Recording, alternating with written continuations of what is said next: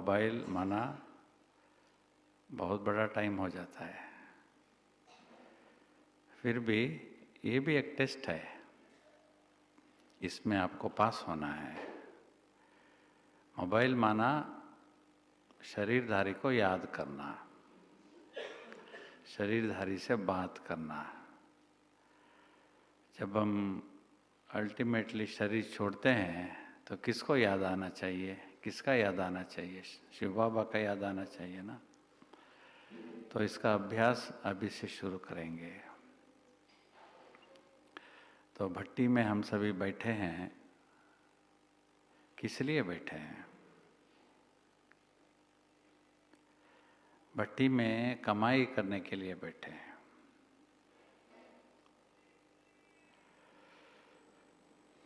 कमाई माना कुछ हमारा जेब में, हमारा पर्स में आ जाना, और जो अंदर आया है उसको, उसके ऊपर किसी का हक नहीं है मेरे सिवाय, उसको कमाई बोलते हैं। तो मुझे बहुत सारी कमाई करना है अभी 3 दिन में। एक है पुण्य का खाता का जमा, पुण्य का कमाई करना है। दूसरी कमाई है ज्ञान की कमाई। तीसरी कमाई है योग की स्थिति की कमाई। चौथी है शक्ति की कमाई। पांचवी है खुशी की कमाई। बहुत सारे कमाई हो गए ना। तो पहली बात है पुण्य की कमाई। पुण्य कब होता है? किसी आदमी का जीवन में पुण्य कब बोलते हैं हम? ये पुण्य का काम है, ये पुण्य का काम है। दुनिया में तीर्थ यात्रा में जाना ही एक बहुत बड़ा पुण्य का कर्म ऐसे समझते हैं। बहुत खुशी में रहते हैं। यदि काशी में जाते हैं, रामेश्वर में जाते हैं, आते हैं, तो आने के बाद बहुत बड़ा पैमाने में यज्ञ रचते हैं, होम कुंड रचते हैं, सभी बंधुओं को बुलाते हैं। हम काशी जाके आए हैं, रामेश्वर जाके हैं, अयोध्या जाके आए हैं। तो वो समझते हैं बहुत पुण्य का काम हम किए हैं। क्योंकि काशी में जाना माना जीवन में एक ही बार जाना, ऐसा। क्योंकि पुराने ज़माने में एक ही बार हो सकता था, क्योंकि चल के जाना पड़ता था ना। अभी तो नहीं है, फ्लाइट्स है कभी भी काशी जाके आ सकते हैं।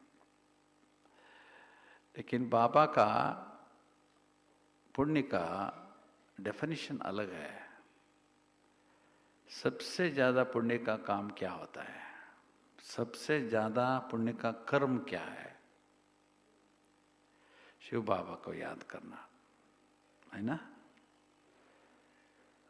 शिव बाबा को याद करना सबसे बड़ा पुण्य का कर्म क्यों होता है? क्यों माना?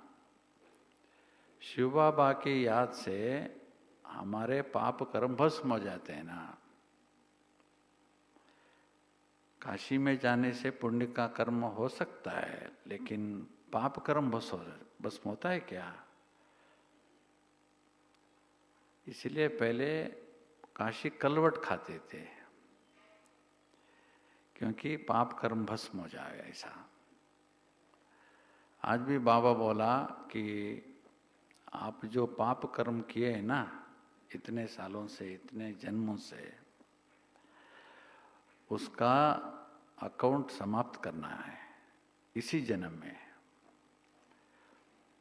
और ये हो सकता है सिर्फ शिव बाबा का याद से। तो इसीलिए पुण्य का कर्म का जमा शिव बाबा का याद से हो सकता है। पाप कर्म कटना, ये पाप हो जाता है, लेकिन उसका कटना है ना, उसका अधिकार किसी को नहीं है। शास्त्र पढ़ने से पाप कर्म भस्म हो जाते हैं क्या? किसी स्वामी जी का आशीर्वाद लेने से हो सकता है क्या? किसी देहदारी को समर्पण होने से हो सकता है क्या? नहीं। शिव बाबा को याद करने के सिवाय पाप कर्म भस्म होना संभव ही नहीं है। फिर भी हमारे अंदर एक क्वेश्चन आता है, ब्राह्मणों को छोड़ो, बाहर का जो दुनिया में बहुत सारे भ्रष्ट लोग हैं। हम उसके बारे में पढ़ते हैं, माहिती आती है, और सभी के मन में प्रश्न भी आता है, इतना भ्रष्ट लोग इतना खुशी से कैसे जी रहे हैं? इनका भ्रष्ट कर्म का हिसाब किताब का लेन देन कब हो सकता है? लास्ट मिनट तक अच्छे भ्रष्ट कर्म करके शरीर छोड़ने वाले बहुत हैं। तो लोगों के मन में शंका आती है कि यदि भगवान है तो ये कैसे हो रहा है, क्या हो रहा है? दुष्ट लोगों का सपोर्ट हो रहा है, और जो अच्छे कर्म करने वाले बिना पैसे इधर उधर घूम रहे हैं। ये कैसा जस्टिस है, कैसा न्याय है? उनको, जो भ्रष्ट लोग हैं, उनको कब शिक्षा मिलेगा?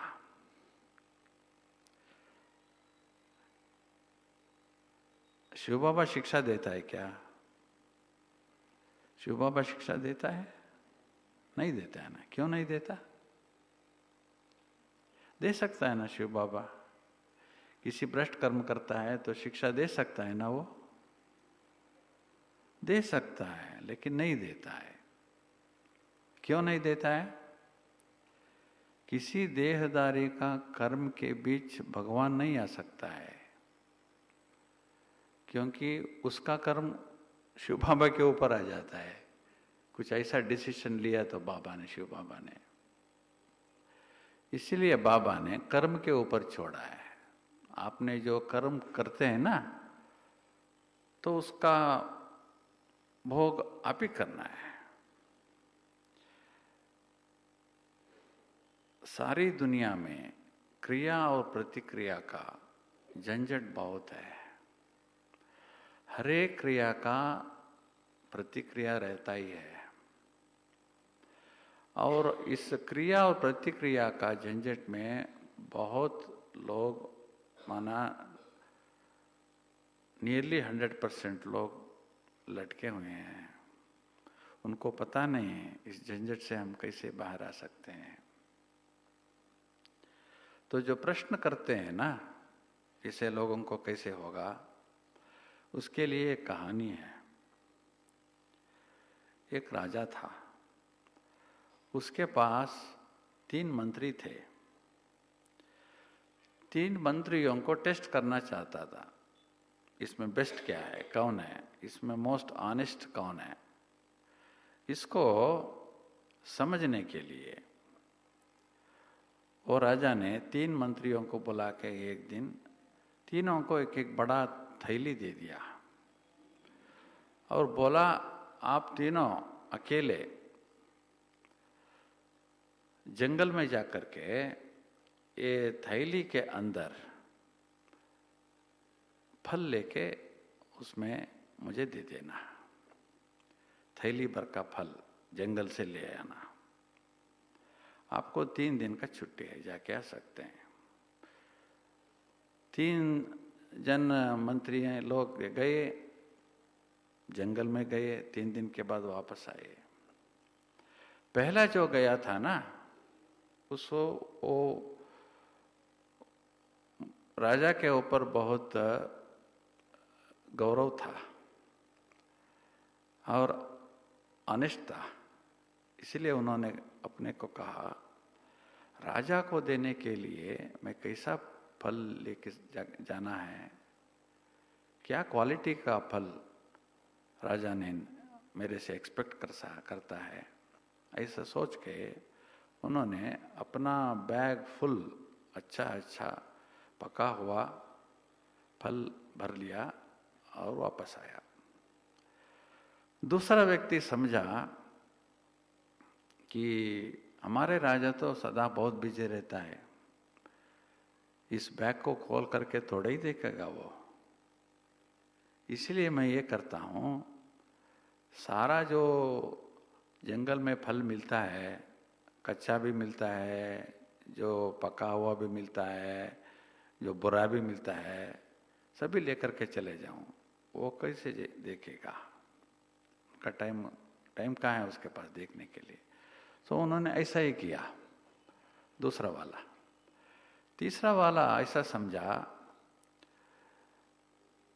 हमारा राजा है ना, सिर्फ बैग देखता है, बैग के अंदर थोड़ा ही देखता है, वो नहीं देखेगा, क्योंकि तीनों को बोला है ना वो। इसलिए उन्होंने जल्दी जल्दी पत्ते मट्टी वगैरह अपने बैग में भर के वो भी चले गए वापस। और 3 लोग गए राजा के सामने, अपने अपने जो थैली था वो उनके सामने हाजिर किया।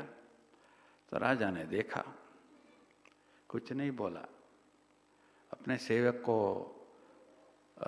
बुलाया और बोला, इन 3 मंत्रियों को सेपरेट जेल में डालना है। जेल में 3 महीने रहना ये लोग, 3 महीना के बाहर इनको वापस आना है जेल से। जब तक के जेल में लोग, ये 3 लोग हैं, उनको जो जंगल से लाए हैं ना वही खाना है, दूसरा खाना नहीं देना इनको, ऐसा बोल दिया। तो क्या हुआ होगा, तो पहला जो था ना 3 महीने से वापस आया तो दष्ट पुष्ट होकर के वापस आए, क्योंकि सिर्फ फल ही खाया उन्होंने। दूसरा जो जब तक अच्छा फल था खाया, उसके बाद बुरा फल खाना ही पड़ेगा, खाया, रोगी होकर वापस आया। तीसरा वापस नहीं आया क्योंकि खाने के लिए कुछ नहीं था, तो उसका अंतिम क्षण जेल में ही हो गया। यह है अपने अपने कर्म को अपने आप भोगना है, किसी तरह कभी भी हो सकता है। इसीलिए हमको प्रश्न नहीं करना है कि ये भ्रष्ट लोगों का कैसे, इनका हालचाल क्या होगा, हमको देखना है, ये सभी ये नहीं रखना है, ये चीज़ें नहीं रखना है मन में। सभी को बाबा बोला है ना, तो ये हो जाएगा। बाबा बोलता है धर्मराजपुरी है, धर्मराजपुरी में सबका सेटलमेंट हो जाएगा। कहाँ है धर्मराजपुरी? खुला है क्या अभी? धर्मराजपुरी खुला है? खुला है क्या?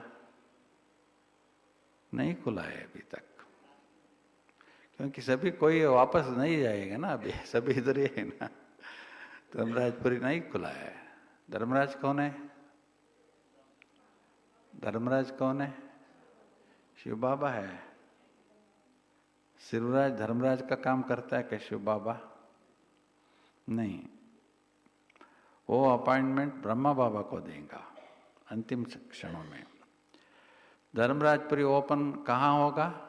सूक्ष्म लोक में होगा, सूक्ष्म लोक में, क्योंकि सभी लोग सूक्ष्म वया सूक्ष्म लोक में ही जाना है। मैंने एक वीडियो देखा गुलजार दादी का, आप भी देखे होंगे शायद। धर्मराजपुरी का एक्सप्लेनेशन दादी गुलजार दी ने दी है। दादी ने बोला कि मैं बहुत कम ऐसा साक्षात्कार किया हूँ, बहुत कम साक्षात्कार किया हूँ, लेकिन एक साक्षात्कार के बारे में मैं आपको बोलना चाहती हूँ, ऐसा दादी ने बोलती है। वो बोलती है मैंने धर्मराजपुरी का साक्षात्कार किया। तो धर्मराजपुरी में क्या होता है, बहुत आत्माएं अपने सूक्ष्म शरीर के साथ अंतिम समय में इकट्ठा हो जाते हैं। कहाँ? सूक्ष्म वतन में। सूक्ष्म वतन में बहुत सारे स्क्रीन्स लगाए रहते हैं, बहुत सारे स्क्रीन्स, हर एक को एक एक स्क्रीन रहता है। अपने स्क्रीन में वो देखते हैं कि मैंने ये किया, ये किया, ये किया, अरे मैंने ये किया क्या?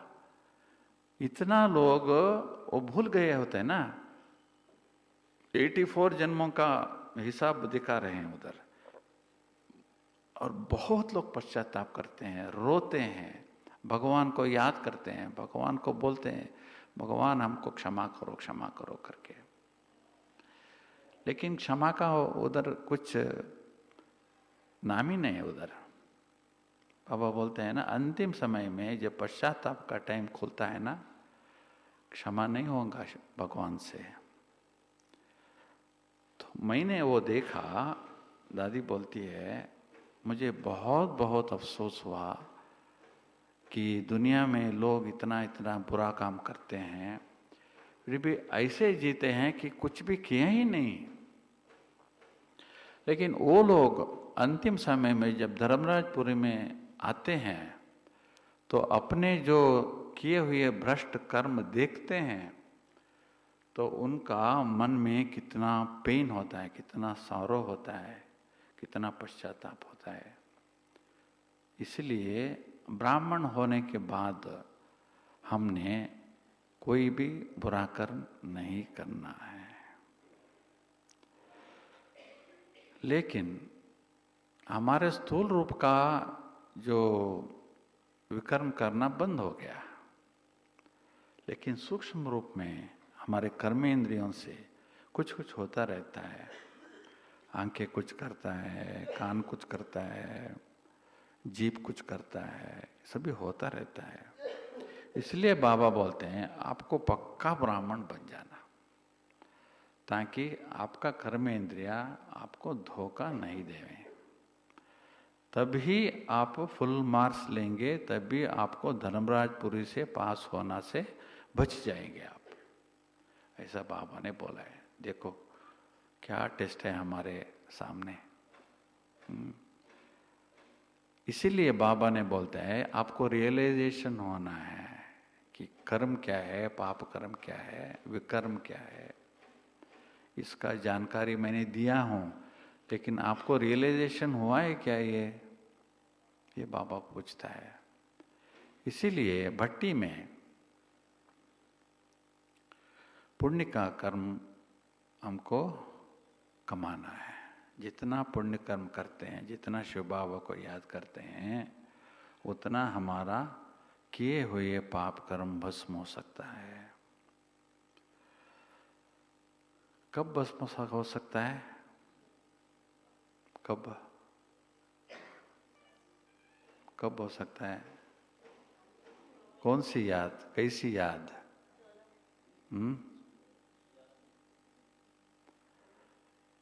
शिव बाबा कैसा है? कैसा है शिव बाबा? निराकार है, वो तो सही। कैसा है? निराकार। 2 दिन के पहले बाबा ने बोला ना साकार मंडली में, मैं तो एक बिंदु हूं ना, मैं तो इतना सूक्ष्म हूं कि दुनिया में मेरे से सूक्ष्म चीज और कोई हो नहीं सकता। इतना सूक्ष्म हूं, फिर भी मैं चैतन्य हूं और सर्वशक्तिमान हूं। ज्ञान का सागर हूं, गुणों का सागर हूं, शक्तियों का सागर हूं। इतना छोटा सा बिंदी चैतन्य में, आप भी इतना ही छोटा चैतन्य बिंदु हैं। आपके अंदर 84 जन्मों का पात्र, इतने पात्र है, नोंदा हुआ है, फिलअप हुआ है, रेडीमेड है। लेकिन आप और मेरे अंदर कितना अंतर है, कितना अंतर है। इसीलिए आप दुनिया के लोगों को ये बोलना है कि भगवान कैसा है, भगवान का काम क्या है, भगवान कैसे हमारा अंदर जो भरा हुआ पाप कर्मों को भस्म कर सकता है। दुनिया के लोगों को आपको बोलना है, ऐसा बाबा ने बोला 3 दिन के पहले मुरली में। तो हमको भगवान कैसा है, शिव बाबा कैसा है, हमको एक्यूरेट माहिती होनी चाहिए। और शिव बाबा से लिंक जोड़ना और शिव बाबा से शक्ति लेना, इसका अनुभूति बहुत बहुत करना होता है। क्योंकि बाबा से याद से, बाबा के याद से कैसे मेरे अंदर जो संस्कार में नेगेटिव संस्कार है, विकर्मों का संस्कार है, वो कैसा भस्म होता है मुझे पता पड़ना है। जब मेरे अंदर जो विकर्म का भस्म हो रहा है, मुझे पता पड़ता है क्या, मुझे अनुभव करना है। ये योग है। क्योंकि शिव बाबा 24/7 सदा एक्टिव है, सदा चैतन्य है, सदा सारी दुनिया को अपने शक्तियों को भेजता ही रहता है, भेजता ही रहता है। लेकिन अनुभव किसको होता है, अनुभव किसको होता है? शिव बाबा का किरणों का अनुभव किसको होता है?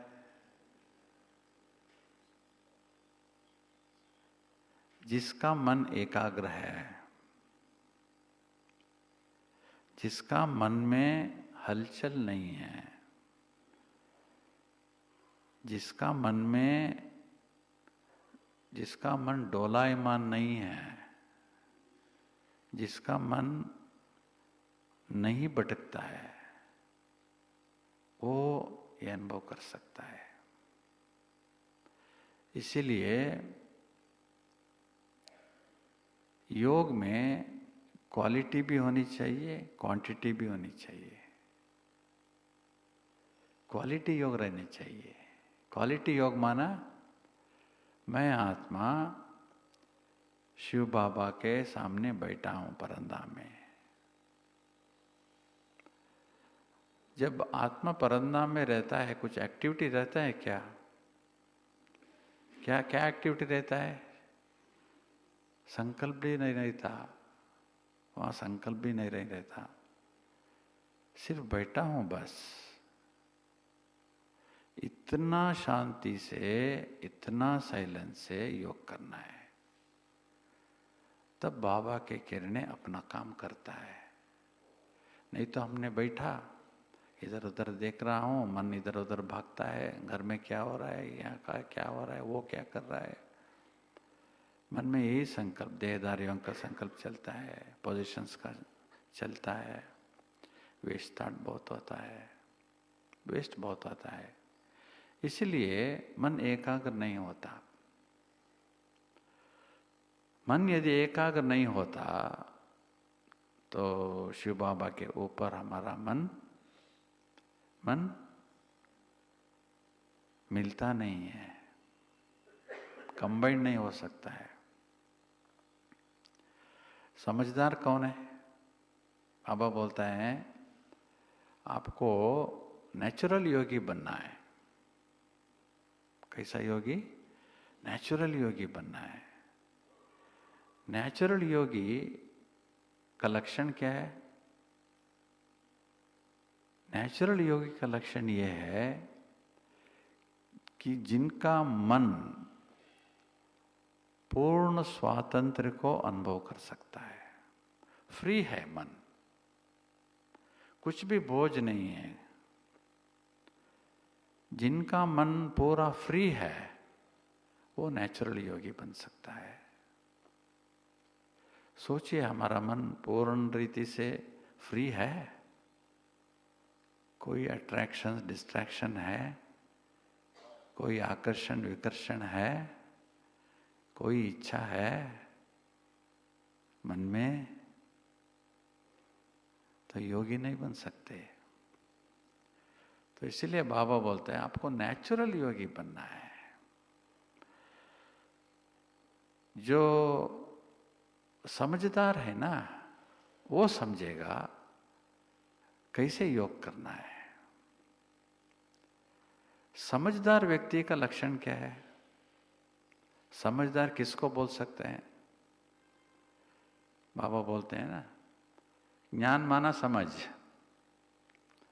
तो हम सबको समझ मिली है। यदि हमको बोल सकते हैं क्या समझदार व्यक्ति? बोल सकते हैं, हम अपने आप को हम टाइटल दे सकते हैं, हम बहुत समझदार व्यक्ति है, बोल सकते हैं क्या? समझदार व्यक्ति का लक्षण क्या है? पहला, समझदार व्यक्ति व्यर्थ को समझता है। दूसरा, समझदार व्यक्ति व्यर्थ को समेट सकता है। तीसरा, समझदार व्यक्ति व्यर्थ को परिवर्तन कर सकता है। बाबा का महावाक्य है। तो मुझे समझदार बनना है। समझदार बन के मुझे योग में कमाई करना है। योग में कमाई करने के लिए एकाग्रता बहुत बहुत बहुत आवश्यकता है। एकाग्रता माना हमारे अंदर तन्मयता चाहिए और हमारे अंदर कुछ भी वेस्ट नहीं होने जैसा एक स्थिति बन जाना है अंदर। एकाग्रता बनने से मन को, बाबा बोलते हैं ना, कुछ भी आकर्षण विकर्षण नहीं होगा अंदर। एकाग्रता बनने से ही हमको अंदर से बहुत सारे लाभदायक चीजें मिलेंगे। एक है, एकाग्रता से हमारा टाइम बचेगा, वो भी कमाई है। टाइम बचना भी एक कमाई है। दूसरी बात है, हम जो भी करते हैं ना, वो एक्यूरेट रहेगा यदि एकाग्रता रहे तो। तीसरी बात है, हमारे अंदर जो संकल्पों का एनर्जी है ना, वो एनर्जी वेस्ट नहीं होगा यदि एकाग्रता हो तो। चौथी बात है, एकाग्रता से आप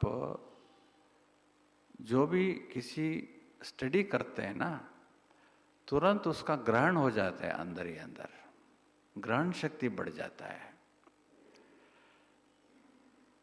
ऐसी हमारा एकाग्रता रहना चाहिए। जब एकाग्रता होता है ना, तब शिव बाबा का शक्ति है ना, वो हमारे अंदर आ सकता है। हमारे अंदर परमात्मा का किरण जब आ सकता है, इसके दो कंडीशन है। एक कंडीशन है मन का एकाग्रता, दूसरा कंडीशन है मन का मौन।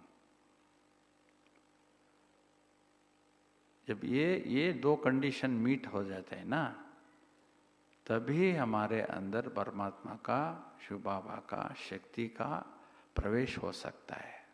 ऐसे नहीं कि हम योग में बैठे, परमात्मा का शक्ति आ गया, हमारे अंदर जो भी विकर्म है सब भी भस्म हो गया। नहीं है, ऐसा नहीं हो सकता है। टर्म्स एंड कंडीशंस अप्लाई सभी को। तो इसमें कमाई करना माना भरपूरता होना। मुझे कमाई हुआ है, मेरे जेब में अभी 10,000 रुपये आगे बैठ गया है, तो खुशी होता है ना। 10,000 रुपये आ गया मुझे, कोई वापस पूछने वाला नहीं है 10,000 को। तो ऐसे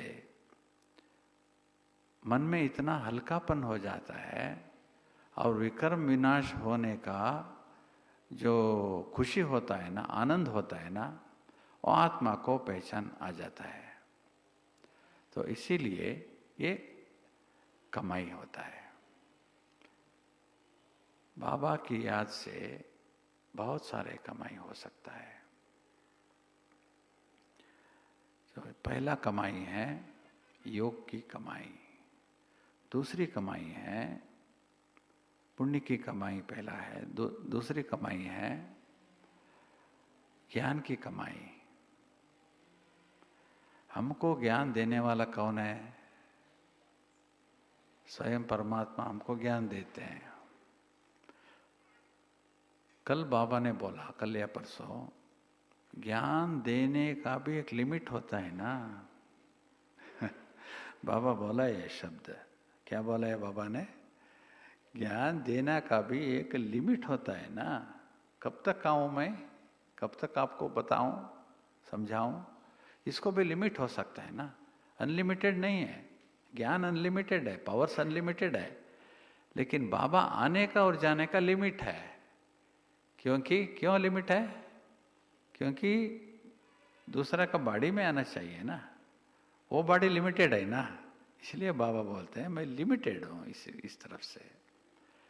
शक्ति अनलिमिटेड है, लेकिन अनलिमिटेड वे में मैं नहीं आ सकता हूं। तो इसीलिए ज्ञान का शक्ति है ना, ज्ञान का कमाई है ना, बहुत भारी कमाई है, बहुत भारी कमाई है। क्योंकि हमारे अंदर जो कमाई, जो ये ज्ञान का कमाई मिलता है, किसी और को नहीं मिल रहा है।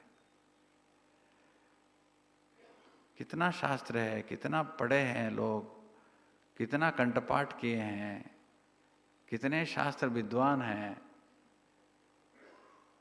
लेकिन उनको पता नहीं है भगवान कौन है, आत्मा कहाँ है पता नहीं है, आत्मा क्या है पता नहीं है।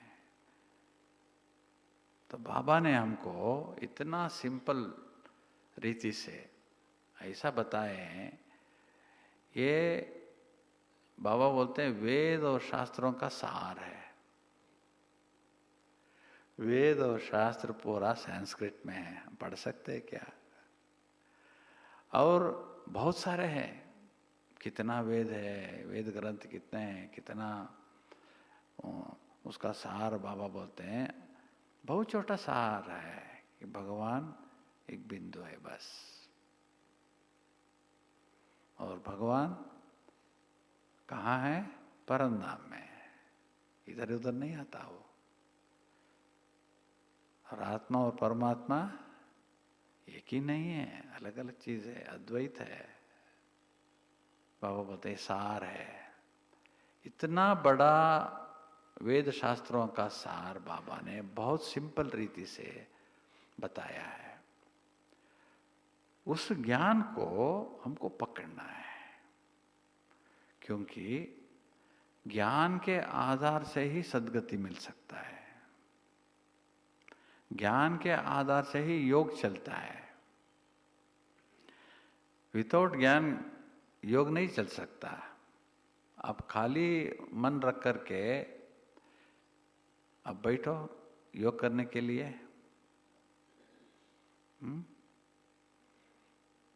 क्या अनुभव होता है? कुछ भी नहीं होगा, टाइम होगा, बस टाइम चले जाएगा। ज्ञान के आधार से योग करना है। इसलिए बाबा बोलते हैं आपको इतना बड़ा ज्ञान हो, मैं तो ज्ञान का सागर हूं, तो ज्ञान इतना देता हूं, जितना हो सके उस ज्ञान को आपके झोली में भर देना है। हमारे झोली कितना छोटा है छोटा है ना, फिर भी बाबा बोलते हैं जितना हो सके इस झोली में, इस बहुत स्पेशल ज्ञान है, इसको आपको पकड़ के रखो। ज्ञान का जो ये कमाई है ना, ज्ञान कमाने के लिए क्या करना है अभी? आप सभी क्या कर रहे हैं ज्ञान को कमाने के लिए? सुनते हैं ना, ज्ञान को सुनते हैं और पढ़ते हैं और लिखते हैं और उसमें जो स्पेशल पॉइंट्स है उसके ऊपर ध्यान रखते हैं, अटेंशन रखते हैं और विचार सागर मंथन करते हैं और उसके ऊपर चर्चा कर सकते हैं। बाबा बोलते हैं आप चर्चा करो बैठ करके, क्या कैसे लोगों को शिव बाबा का ज्ञान देना, इसके ऊपर आप वर्कशॉप करो, सेमिनार करो, ऐसा बाबा बोलते हैं। तो बैठ करके आपस में चर्चा करो, ये क्या है, ये क्या है करके। और योग में इसी पॉइंट्स को पकड़ के योग करो। जितना एक एक पॉइंट के ऊपर विचार सागर मंथन करके योग करते हैं, शिव बाबा से बात करते हैं ना, उतना ज्ञान हमारा हो जाता है, हमारा अंदर भर जाता है। किसी भी टाइम हमको निकाल के हम यूज कर सकते हैं। ये ज्ञान का स्पेशलिटी है। तो ज्ञान का कमाई रोज हमें करने के लिए टाइम देना है। ऐसा नहीं 1 घंटा आया, सुना, कुछ लिखा, चले गए, ऐसे नहीं है। हम तो योगी बनना है ना, योगी बनना है तो ज्ञानी बनना ही है, ज्ञानी बनना है तो टाइम देना ही है। बाबा बोलते हैं आप ब्राह्मण हैं, ब्राह्मणों को स्पेशलिटी क्या है? किसको ब्राह्मण बोलते हैं? ब्राह्मण किसको बोलते हैं? ब्राह्मण वो है, वो ब्रह्म मुहूर्त में उठता है। ब्राह्मण वो है, वो ब्रह्म ज्ञान सुनता है। ब्राह्मण वो है जो ब्रह्मा भोजन खाता है। ब्राह्मण वो है जो ब्रह्मचर्य का पालन करता है। ब्राह्मण वो है ब्रह्मचारी बनता है। ये ब्राह्मणों का डेफिनेशन है।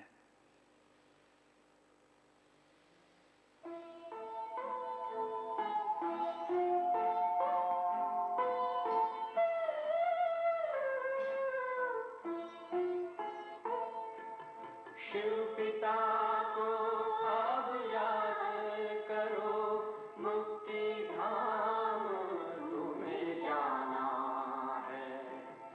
अपने सुकर्मों के बल पर ही सतयुग में तुमको आना है।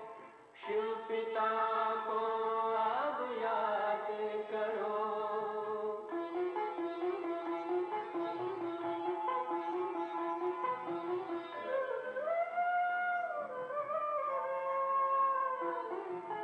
ये संगम का स्वर्णिम युग है, शिव पिता फिर से आया है। ब्रह्मांक से शिव बाबा ने वही गीता ज्ञान सुनाया है। कलयुग का अंत अब आया है, विकराल विनाश खड़ा आगे। अब हम सबका शिव पिता ने बतलाया है। शिव पिता को अब याद करो।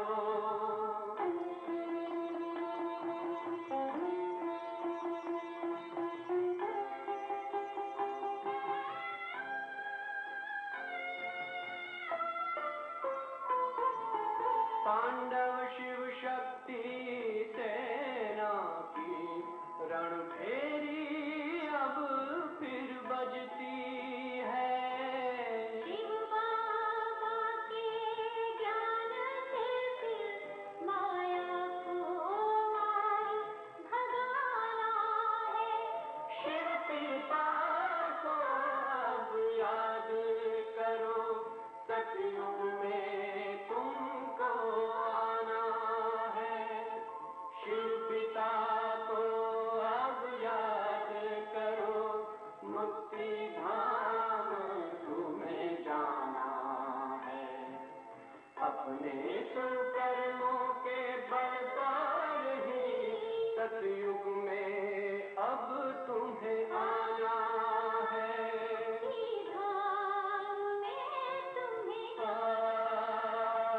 सतयुग में अब तुम्हें आना है।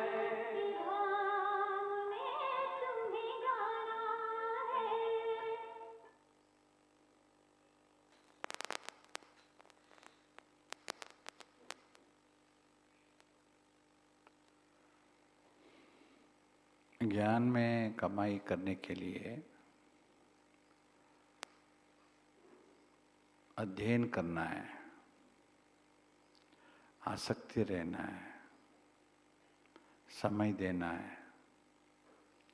मुरली का अध्ययन हर रोज करना ही है, क्योंकि शिव बाबा का ज्ञान में इतना डेप्थ का ज्ञान रहता है जो हम एक बार दो बार पढ़ने से मालूम नहीं होता है। क्योंकि भगवान जिस कॉन्टेक्स्ट से जो बोलता है, हमारा तो मनुष्य बुद्धि है ना, मनुष्य बुद्धि को वो अंडरस्टैंड नहीं होता है, इतना डेप्थ रहता है उसमें। तो जब हम ये आसक्ति को हम बढ़ाते हैं, मुरली पढ़ने का, लिखने का, मनन करने का, योग में यूज करने का, जब ये हमारा अभ्यास होता है ना, आसक्ति डेवलप होता है ना, दूसरे आसक्तियां कम हो जाते हैं। किसी से बात करना, किसी से इधर उधर घूमना, किसी से व्यर्थ बातें करना, ये सब बंद हो जाता है। बाबा बोलते हैं ब्राह्मणों को कोई स्पेशल फ्रेंडशिप नहीं रहना है किसी से। मेरे पास जो भी इंफॉर्मेशन है ना, इसको बोलूं, उसको बोलूं, इसका रिएक्शन कैसा है, इसका उसका रिएक्शन क्या है, कैसा है। ये एक्शन और रिएक्शन, बोलना और वापस लेना, बातों का लेन देन करना हमको बंद करना है, क्योंकि उसको वही वेस्ट का बेसिस है। बहुत सारे वेस्ट अंदर चले जाते हैं, वेस्ट बातों में, वेस्ट विचारों में। हम किसी से बात नहीं करते, अकेला बैठता हूँ, फिर भी मन में कितना वेस्ट आता है। कहाँ से आता है वेस्ट? संस्कार से आता है ना। तो संस्कार में भरा हुआ इतना वेस्ट, जो कैसे पढ़ाई में इंटरेस्ट कैसे पड़ेगा, कैसे बढ़ेगा। इसीलिए जब हमारा झोली को जितना हो सके पॉजिटिव और पावरफुल ये ज्ञान की मुरली का पॉइंट भरते हैं, उतना वेस्ट कम होता जाता है। हम वेस्ट को बिल्कुल करना ही नहीं। क्यों वेस्ट को बिल्कुल यूज नहीं करना? क्यों? क्योंकि हमारा हर एक संकल्प एनर्जी है, शक्ति है। और एनर्जी को वेस्ट करने से हमारा मन का एनर्जी और शरीर का एनर्जी कम होता है। जब संकल्पों का एनर्जी पॉजिटिव करते हैं, एनर्जी का यूज करते हैं पॉजिटिव रीति से, एनर्जी का स्टोर करते हैं, कम इसका ऊपर ध्यान देने से या कम सोचने से एनर्जी बहुत बढ़ता है। जितना ज़्यादा सोचते हैं उतना ज़्यादा एनर्जी लीकेज हो जाता है। लीकेज नहीं होना चाहिए, और वेस्टेज भी होता है। लीकेज और वेस्टेज मन में होता ही रहता है, क्योंकि मन भटकता है ना, कंट्रोल में नहीं रहे। इसलिए हमको मुरली पढ़ने का, ज्ञान का विचार को, अच्छे अच्छे बातों का अंदर लेने का बहुत आसक्ति रहना चाहिए। क्योंकि देखो, एक माता जो रसोई में बहुत इंटरेस्ट लेती है, टीवी में प्रोग्राम्स आता है तो बुक लेकर के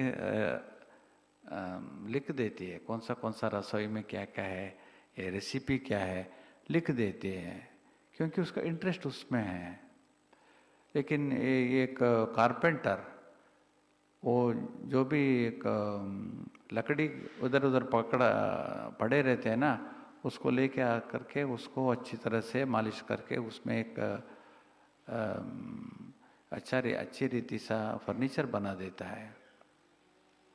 ऐसे ही जो आदमी अंदर से अच्छे विचारों का आसक्ति है, जो भी जहाँ भी अच्छा विचार आता है ना, लिखते हैं वो, नहीं तो नोट करते हैं अंदर। अंदर नोट करने से 1-2 दिन में चले जाएगा वो। इसीलिए जो भी बहुत अच्छा हमारे अंदर में घुस जाता है ना, हार्ट को टच करता है ना, ऐसा ऐसा बातें, उनको लिख के रखना है, सेपरेटली लिख के रखना है, और बीच बीच में देखना, उसका स्टडी करना, उसके ऊपर योग करना, उसके ऊपर अटेंशन देना। इससे क्या होता है, मन के अंदर पूरा पॉजिटिव पॉइंट से भर जाता है। जब भी हमारा मन संस्कार के आधार से नेगेटिव सोचता है, तो हमारा जो बुद्धि है ना, बुद्धि को पॉजिटिव करने से ये हो सकता है। हमने इस बार माउंट आबू में गए थे ना, बहुत सारे अच्छे अच्छे पॉइंट्स मिला हमको। एक बहन जी ने बोल रही थी कि आपने बुद्धि को शक्तिशाली बनना है। क्यों बुद्धि को शक्तिशाली बनना है? क्योंकि मन जो भी संकल्प करता है ना, वो सब कहाँ जाता है? बुद्धि को चला जाता है। बुद्धि क्या बोलता है? ये करो या ना करो, सोचो या नहीं सोचो, ऐसा ये प्रोसेस चलता है। यदि बुद्धि वीक है, मन में जो संकल्प चलता है, जो आसानी से बुद्धि हाँ में हाँ कर दिया तो कर्म में आ जाता है ना। इसलिए बुद्धि को शक्तिशाली करना है। बुद्धि को कैसे शक्तिशाली करना है? बुद्धि जब शक्तिशाली होती है, जब श्रीमत का पालन होता है पूरा। जब हमारे अंदर श्रीमत का पालन होता है ना, तब बुद्धि ठीक रीति से काम करता है, बुद्धि शक्तिशाली बनता है। तब हम जो भी निर्णय करते हैं वो ठीक रहता है। ठीक है ना, लॉजिकल है ना ये। तो ऐसे ऐसे विचार हमको मिलता ही रहता है। लिख के रख देना, और कोई ना कोई दिन वो यूज आता है हमको। इसीलिए पढ़ाई में टाइम देना है, योग में टाइम देना है। ये 2 बातें हमारे जीवन में, ब्राह्मण जीवन में हमको पक्का करना है।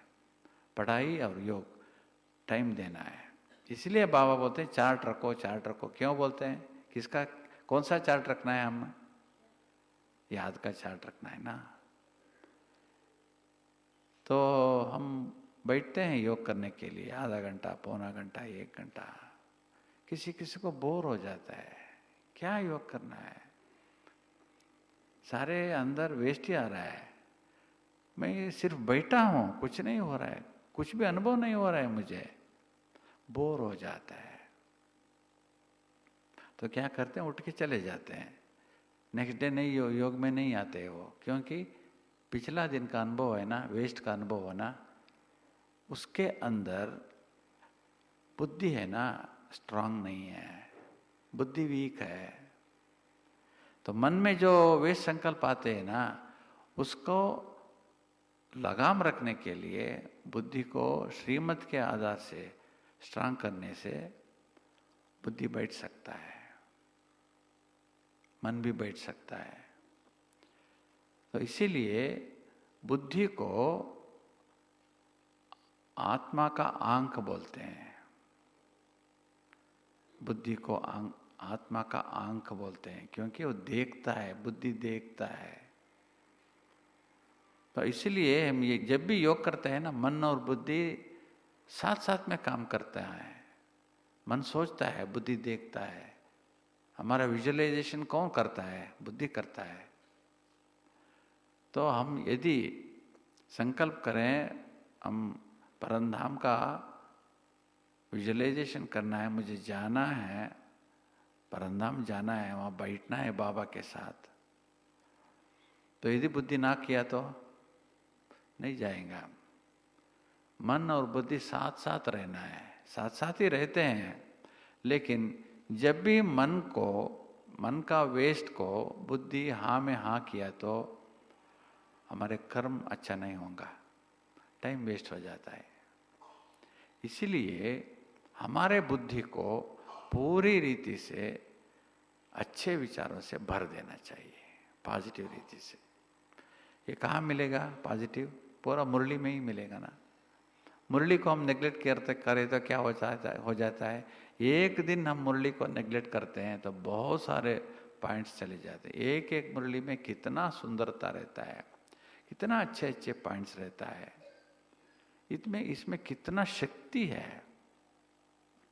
क्योंकि नॉलेज इज लाइट, ज्ञान है प्रकाश, नॉलेज इज पावर, ज्ञान है पावर, नॉलेज इज इनकम, है ना। इनकम देगा वो। इनकम कैसे होगा? नॉलेज से। नॉलेज से इनकम कैसे होगा? जब अच्छा नॉलेज मिलता ना, अंदर से परिवर्तन होता है और हमारे जीवन में बहुत सारे चेंजेस आते हैं। ये इनकम है हमारे लिए। हम कुछ भी रॉन्ग सोचने से पहले सोचते हैं, ये मुझसे नहीं होना चाहिए, मेरे अंदर ये सोच, ये तरह का सोच नहीं आना चाहिए मेरे अंदर। ऐसा रियलाइजेशन हो जाता है अंदर से। ये कमाई नहीं है क्या? हमारे अंदर डिविनिटी आ जाता है नॉलेज से। हमारे अंदर पवित्रता आती है, हमारा टाइम बचता है। हाँ, टाइम का हमको मालूम होता है ये कैसा टाइम है, अब क्या करना है मुझे, कहाँ जाना है, कहाँ नहीं जाना है, ये रियलाइजेशन होता है। ये कमाई है हमारा। इसलिए पापा बोलते हैं ये कमाई है, नॉलेज इज इनकम। और knowledge is powerful. Powerful knowledge हमको पावर देता है। नॉलेज हमको बहुत सारी शक्ति देती है। जितना हमारे अंदर नॉलेज का शक्ति बढ़ता है ना, उतना हमको निश्चिंतता होती है, हमारे अंदर आत्मविश्वास बढ़ता है, हमारे अंदर बहुत सारे बाबा के ऊपर निश्चय ऐसा ही बढ़ जाता है। इसीलिए हमको ज्ञान और योग में बहुत बहुत टाइम देना है, कमाई करना है। इसीलिए आप जो भी आए हैं 3 दिन, ये बहुत बड़ा डिसीजन है आपका। 3 दिन बैठने का बहुत बड़ा डिसीजन है, बहुत अच्छा डिसीजन है, वेलकम डिसीजन है आपका। क्योंकि ब्राह्मणों को चाहिए योग और ज्ञान और परिवार, वो तीनों यहाँ मिलता है। आपको जितना अच्छे अच्छे योग का टाइम मिलता है, अच्छी रीति से योग करो, एकाग्रता से योग करो। ऐसे एकाग्रता से बैठना है, मन भी भटकना नहीं है, शरीर भी भटकना नहीं है। शरीर भी वेस्ट मोमेंट नहीं रहना है, शरीर का भी, मन का भी नहीं रहना चाहिए। तो बाबा आपको अनुभव कराएगा। अनुभव कौन कराएगा? शिव बाबा कराएगा ना। तो आप अपने आप को शिव बाबा के हवाले कर दो, तो बाबा ने आपको बहुत सारे अनुभव कराए। ओके, ओम शांति, धन्यवाद।